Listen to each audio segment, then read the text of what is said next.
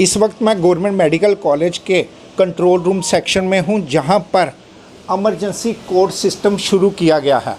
आखिर ये emergency code system है क्या, किन किन लोगों को इसका बेनिफिट मिलेगा? मैम, ये emergency code system control room में शुरू किया गया है। आखिर ये इमरजेंसी कोड सिस्टम है क्या और किन किन लोगों को इनका बेनिफिट मिलेगा?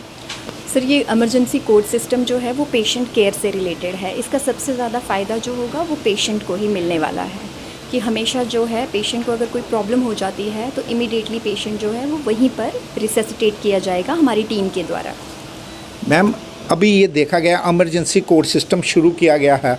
अगर कहीं पर भी बम ब्लास्ट होता है और कहीं पर एक्सीडेंट्स होता है, वो किस तरह से इंटीमेशन यहाँ पर आ पाएगी कंट्रोल रूम में? ठीक है सर, जब भी कभी क्या होता है कि कोई एक्सीडेंट वगैरह हो जाता है तो हमें हॉस्पिटल्स को जो है वो सबसे पहले ही इन्फॉर्मेशन मिल जाती है। आगे वो इन्फॉर्मेशन हमें अगर होल हॉस्पिटल में सर्कुलेट करनी है तो this is the most easiest method, जो बहुत कन्वीनियंट है, जिससे कि पूरे हॉस्पिटल में जो है इस चीज़ का पता चल जाएगा कि बाहर कोई प्रॉब्लम हो गई है, कोई डिज़ास्टर हो गई है, तो we have to ready for that. Ma'am, अभी जो रिसेंटली एक्सीडेंट हुआ है अखनूर में, काफ़ी लोग भी मारे गए हैं वहाँ पर, और क्यों उसकी इंटीमेशन यहाँ पर किस ढंग से आई थी? अभी रिसेंटली हुआ, 2-3 दिन पहले। जी, परसों ही जो हुआ है सर, उसकी पहले तो सबसे पहले तो हमें इन्फॉर्मेशन मिल जाती है, हॉस्पिटल में ही इन्फॉर्मेशन मिल जाती है, फिर हम यहीं से सर्कुलेट कर देते हैं, क्योंकि ये सिस्टम कुछ इस तरीके से बनाया गया है कि पूरे हॉस्पिटल में in fact the security and police zone जो है वो भी इसमें अलर्ट हो जाती है। जी, वो भी इन्वॉल्व हो जाती है इसमें। तो हम यहीं से अगर जो मैसेज देते हैं that will circulate in whole hospital as soon as the different zones also.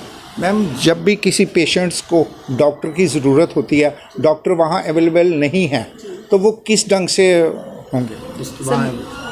उसमें क्या होता है कि ये सिस्टम ही इसलिए बनाया गया है कि अगर कोई पेशेंट जो है वो सिक हो जाता है तो वहीं से हमें कॉल आ जाती है। फॉर एग्जांपल इस तरीके की जो हूटर्स अभी मैम, मुझे एक डेमो चाहिए इसके लिए। जी फॉर श्योर, मैं बताती हूँ। फॉर एग्जांपल हमारे ये वार्ड 1, 2, 3, यहाँ जितने भी हमारे 15 तक 1, 2, 3, 4, 5, 6, 7 एंड 15 तक हमारे वार्ड हैं।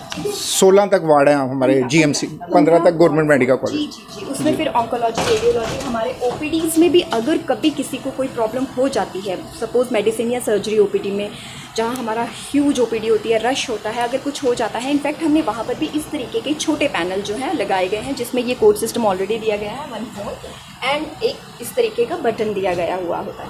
फॉर एग्जाम्पल अगर मेडिसिन ओपीडी में ही कुछ होता है तो ये मेडिसिन ओपीडी बेसिकली बटन उन्होंने वहाँ से दबाना है, लेकिन मैं आपको डेमो में दे रही हूँ कि ये हमने डबल दिया हुआ है। उसमें क्या होता है कि वहाँ से वो बटन दबा देंगे कि किसी पेशेंट को वहीं पे प्रॉब्लम हो गई है। सबसे पहले हमने ये सायरन बंद करना है और फिर हमें विदिन 5 सेकेंड उसी मीटर से हमें कॉल आएगी कि there is a code blue. ज़्यादा ये बात नहीं करनी है। कोड ब्लू में हमें पता होता है कि ये है, बताने की ज़रूरत नहीं है उनको सिर्फ इतना ही बोलना है, there is a code blue and will come to know that there is something wrong with patient. तो देन इमीडिएटली हमें अपने ये कुछ जोन्स हैं, अगर हम चाहते हैं कि ज़्यादा पैनिक ना क्रिएट हो और लोगों को ना पता चले इसके बारे में, जहाँ पर हैं हम उसी एरिया में अगर इस तरीके का हो, जैसे कि मेडिसिन है तो इसमें जोन 7 में मेडिसिन ओपीडीज़ हैं।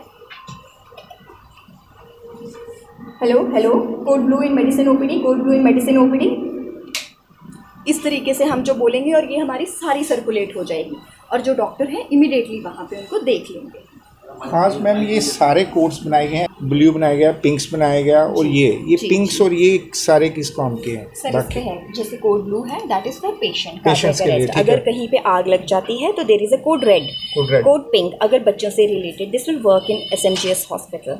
दिस कोड वायलेट इज अगर लड़ाई हो जाती है पेशेंट्स की कहीं हाथापाई सिस्टर के साथ, किसी के साथ भी लड़ाई हो जाए, ये होता है डिजास्टर। जैसे जो परसों शिवखोड़ी में हुआ वो एक डिजास्टर था, वी गॉट अ कॉल और आगे सर्कुलेट करने के लिए हमें ये अनाउंसमेंट करनी होती है। देन कोड येलो में है अगर कोई अंदर ही हॉस्पिटल में खास ये है कि जो पेशेंट्स के साथ डॉक्टर्स की हाथापाई होगी वो कम से कम बंद होगी।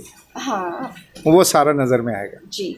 और कोड ब्लैक। अगर कोई बॉम्ब थ्रेट है, अगर कोई कहीं कोई पैकेज ऐसा सस्पिशियस मिल गया है हॉस्पिटल में, तो इंटरनली हम बता देंगे कि कुछ है एंड जस्ट गेट अलर्ट। और अगर कोई हज़ार्डस मटेरियल स्पिल हो जाता है, लीक हो जाता है, जैसे हमारी गैस वगैरह में कुछ लीक हो गया, तो हमारे पास वो एक अलर्ट रहता है कि हमें सिर्फ कोड ब्राउन करके बोलना है, और जो हमारी टीम है वो सारी वहाँ पहुँच जाएगी। तो मैम ये पूरी टीम कितने लोगों की यहाँ रहती है? यहाँ हमारे कंट्रोल रूम में कम से कम भी 12 मेंबर्स होते हैं। 12 मेंबर। जी।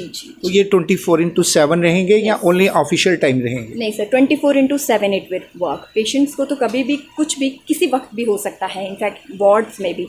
तो ये टीम हमेशा अवेलेबल रहेगी। Control room is always open 24/7। Ma'am ये लास्ट क्वेश्चन पूछूंगा, क्या ये कंट्रोल रूम का जो भी इमरजेंसी कोड बनाया गया है, क्या ये सिर्फ कागजों में ही रहेगा या प्रैक्टिकल भी काम चलेगा? नहीं सर, इसका प्रैक्टिकल भी चलेगा। इसके लिए ऑलरेडी हमारी टीम क्योंकि की तैयारी। कंट्रोल रूम काफ़ी देर से बना हुआ था, ये तो मुझे पता। जी, कंट्रोल रूम बड़ी देर से बना हुआ है और कंट्रोल रूम वर्क भी कर रहा है। इनफैक्ट इसको और ज़्यादा हमने स्ट्रेंथन कर दिया है इस कोड ब्लू की। ये थे हम गवर्नमेंट मेडिकल कॉलेज के कंट्रोल रूम सेक्शन में, जहां पर इमरजेंसी कोड सिस्टम शुरू किया गया है। आखिर ये इमरजेंसी कोड सिस्टम क्या है, ये पूरा विस्तार से हमने दर्शकों को भी बताया, जिसमें पेशेंट्स और डॉक्टर्स को भी इसका बेनिफिट मिलेगा। दीजिए इजाज़त मुझे और मेरी सभी टीम को। देखते रहिए वीडियो जर्नलिस्ट इंद्रजीत के साथ, मैं विकास गुप्ता, यंग बाइट जम्मू।